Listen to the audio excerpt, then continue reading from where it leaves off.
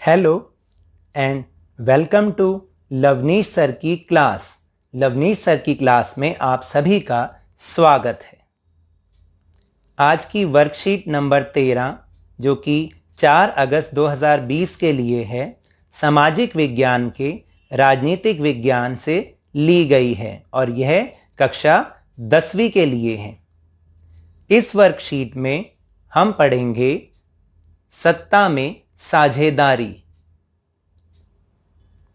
तो चलिए जानते हैं सत्ता में साझेदारी है क्या, इसको हम समझने की कोशिश करते हैं। यहां पर दो शब्द हैं, सत्ता और साझेदारी। सत्ता का अर्थ है पावर, शक्ति, और शक्ति वर्तमान समय में या लोकतांत्रिक देश में किसके पास होगी? सरकार के पास। दूसरा शब्द है साझेदारी। साझेदारी यानी इसके लिए कम से कम दो लोगों की तो जरूरत होगी ही होगी। दो या दो से ज्यादा लोग भी हो सकते हैं।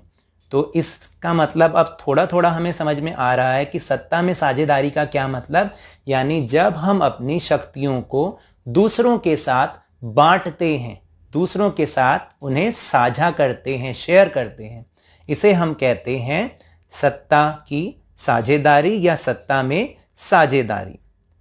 अब ये सत्ता में साझेदारी का विचार लोकतंत्र से किस प्रकार जुड़ा है? बिल्कुल सही, ये लोकतंत्र के साथ बिल्कुल शरीर और आत्मा की तरह ही जुड़ा हुआ है।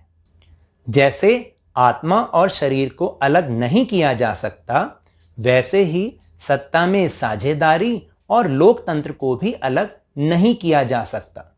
क्योंकि अगर साझेदारी ही नहीं होगी, यानी अपनी पावर्स को, अपनी शक्तियों को बांटा ही नहीं जाएगा, तो फिर वो लोकतंत्र नहीं हो सकता। वो तो एक ही व्यक्ति का राज होगा और उसे कहते हैं तानाशाही। तो लेकिन जब लोकतंत्र है, लोकतंत्र में लोगों का शासन होता है, जो सरकार भी होती है वो लोगों की सरकार बनती है, यानी एक व्यक्ति की सरकार तो है नहीं, इसलिए अपनी शक्तियों को बांटा जाता है और इसे ही कहते हैं सत्ता में साझेदारी। आज संसार के जितने भी देश हैं और उन देशों में रहने वाले लोग हैं, वो कहीं ना कहीं किसी ना किसी आधार पर बटे हुए हैं, यानी वहां पर जो समाज रहता है वो किसी ना किसी आधार पर बटा होता है। जैसे जाति के आधार पर, जैसे रंग के आधार पर, जैसे भाषा के आधार पर, यानी किसी ना किसी आधार पर हर देश का समाज बटा होता है। जैसे कि हमारा देश भारत भी किसी ना किसी आधार पर तो बटा ही है, यानी भारतीय समाज जो है वो किसी ना किसी आधार पर तो बटा ही हुआ है। जैसे हमारे यहाँ धार्मिक आधार पर बटा हुआ है, हिंदू, मुस्लिम, सिख, ईसाई, जैन और बौद्ध, या जातियों के आधार पर बांटे हैं तो बहुत सारी जातियां हैं। इसी प्रकार कुछ देशों का समाज भाषा के आधार पर बटा हुआ है, यानी उस समाज में, यानी उस देश में कई कई भाषा बोलने वाले लोग रहते हैं। इसी कड़ी में आज हम एक देश के बारे में पढ़ेंगे जिसका नाम है बेल्जियम। बेल्जियम एक यूरोपीय देश है और बहुत छोटा सा देश है। अगर इसकी तुलना आप हमारे देश से करेंगे तो हमारे देश का एक राज्य है हरियाणा, और ये लगभग हरियाणा के बराबर है, यानी हमारे देश का तो एक छोटा सा भाग और वहां पूरा एक देश। इसकी आबादी 1 करोड़ से थोड़ी ही ज्यादा है और इस छोटे से देश के समाज में जो वहां की बनावट है वो बहुत जटिल है। जटिल का मतलब अभी आप देखिए कि मैं कैसे कैसे इसके बारे में बता रहा हूं कि वहां का समाज जो है भाषा के आधार पर बटा है और कितने प्रतिशत भाषा बोलने वाले लोग अलग अलग क्षेत्रों में रहते हैं। जैसे यहां पर 59% आबादी फ्लेमिश इलाके में रहती है और डच भाषा बोलती है। लगभग 40% आबादी वेलोनिया क्षेत्र में रहती है और फ्रेंच भाषा बोलती है। और राजधानी ब्रुसेल्स में 80% आबादी फ्रेंच भाषा बोलती है, जबकि 20% आबादी डच भाषा बोलती है। तो इसका अर्थ यह हुआ कि वहां पर मुख्य रूप से 2 भाषा बोलने वाले लोग रहते हैं। कौन कौन सी भाषा? डच भाषा और फ्रेंच भाषा। अगर पूरे देश में देखा जाए तो फ्रेंच भाषा बोलने वाले लोग अल्पसंख्यक हैं, यानी डच भाषा बोलने वालों से कम संख्या में हैं। लेकिन अगर हम उनका कंपैरिजन करें, उनकी तुलना डच भाषा बोलने वालों से करें, तो हम पाते हैं कि वो ज़्यादा समृद्ध और ताकतवर हैं, यानी वो थोड़े से अमीर हैं और उनके पास थोड़ी ताकत भी ज़्यादा है। और शुरू से लगभग यही स्थिति थी। लेकिन बहुत वर्षों के बाद जब डच भाषा बोलने वालों ने आर्थिक विकास किया और शिक्षा हासिल की, तब उन लोगों को समझ में आने लगा कि क्या हो रहा है, और इस बात को लेकर ही उनमें आपस में नाराजगी थी कि फ्रेंच भाषा बोलने वाले लोगों को ही इतनी प्रेफरेंस या इतनी प्राथमिकता क्यों दी जा रही है। 1950 से 1960 के बीच तो फ्रेंच और डच भाषा बोलने वाले दोनों समूहों के बीच तनाव बढ़ने लगा।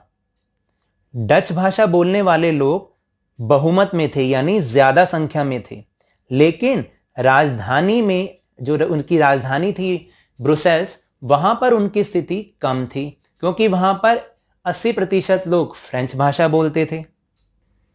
तो ये मतभेद इन दोनों के बीच बढ़ता ही चला गया। लेकिन बेल्जियम ने एक समझदारी की। क्या समझदारी की? उसने 1970 से 1993 के बीच अपने संविधान में 4 संशोधन सिर्फ इसलिए किए ताकि देश में किसी को बेगानेपन का एहसास ना हो और सभी मिलजुल कर रह सकें। यानी उन्होंने मिलजुल कर अपनी इस समस्या का हल निकाला और 1970 से 1993 के बीच में अपने संविधान में लगभग 4 संशोधन किए, 4 बदलाव किए, ताकि सबके साथ न्याय हो सके। दोनों के बीच टकराव को रोकने के लिए उन्होंने क्या कदम उठाए, अब हम इसके बारे में पढ़ेंगे। सबसे पहला कदम था कि केंद्र सरकार में डच और फ्रेंच भाषा बोलने वाले मंत्रियों की समान संख्या होगी। तो झगड़ा यहीं खत्म हो गया। केंद्र सरकार मतलब जो ब्रुसेल्स में सरकार थी। दूसरा जो कदम था वो था केंद्र सरकार की अनेक शक्तियां देश के 2 इलाकों की क्षेत्रीय सरकारों को दी गई। यानी बेल्जियम में जो 2 क्षेत्र थे, फ्लेमिश और वेलोनिया, वहां पर अलग अलग राज्य सरकार बना दी गई और केंद्र सरकार की शक्तियों को उन दोनों में बांटा गया। तीसरा कदम था ब्रुसेल्स में एक अलग सरकार है और इसमें दोनों समुदायों को समान प्रतिनिधित्व दिया गया। यानी मंत्रियों के अतिरिक्त और भी जो लोग थे उनको भी बराबर का ही प्रतिनिधित्व, बराबर की संख्या में ही चुना गया। इसके अतिरिक्त एक और स्तर की सरकार का भी निर्माण किया गया जिसे सामुदायिक सरकार कहा गया। इनका चुनाव संबंधित भाषा के लोगों द्वारा ही होता था। और इस सरकार का क्या काम था? इस सरकार का काम था सांस्कृतिक, शैक्षिक और भाषा संबंधी जो भी कार्य करना होता था वो ये सामुदायिक सरकार करती थी। यानी फ्रेंच भाषा वाले बोलने वालों के लिए अलग सामुदायिक सरकार थी, डच भाषा बोलने वालों के लिए अलग सामुदायिक सरकार थी, और इनका काम अपनी संस्कृति और अपनी शिक्षा को बढ़ाने का था। इन दोनों भाषा बोलने वालों के अलावा यहां पर 1% के लगभग जर्मन भाषा बोलने वाले लोग भी थे। चलिए अब बात करते हैं प्रश्नोत्तर की।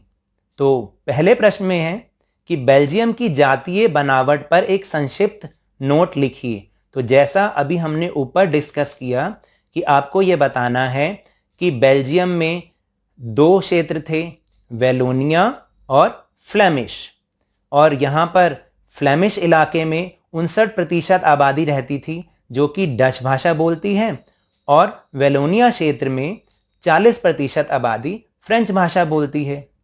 यहाँ की जो राजधानी है ब्रुसेल्स, वहां पर 80% आबादी फ्रेंच भाषा बोलती है और 20% आबादी डच भाषा बोलती है। दूसरा प्रश्न है, टकराव से बचने के लिए बेल्जियम सरकार ने क्या क्या कदम उठाए? तो इसके बारे में तो अभी अभी हमने ऊपर डिस्कस ही किया है कि किस तरह से उन्होंने 4 कदम उठाए और अपने इस टकराव को रोका। तो ये 4 कदम थे, केंद्र सरकार में डच और फ्रेंच भाषी मंत्रियों की समान संख्या। नंबर 2, केंद्र सरकार की अनेक शक्तियां देश के 2 इलाकों की क्षेत्रीय सरकारों को दी गईं। नंबर 3, ब्रुसेल्स में अलग सरकार है, इसमें दोनों समुदायों को समान प्रतिनिधित्व दिया गया। और चौथा है सामुदायिक सरकार का निर्माण, इनका चुनाव संबंधित भाषा के लोगों द्वारा होता है। इस सरकार के पास सांस्कृतिक, शैक्षिक और भाषा संबंधी शक्तियां हैं। अब चलते हैं तीसरे प्रश्न की ओर।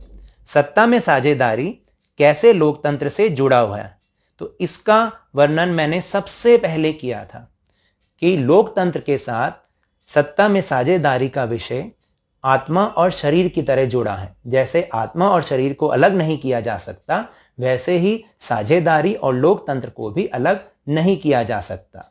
लोकतंत्र में लोगों की सरकार होती है, यानी सत्ता उन लोगों के बीच बटी हुई होती है, उन लोगों में साझा की गई होती है।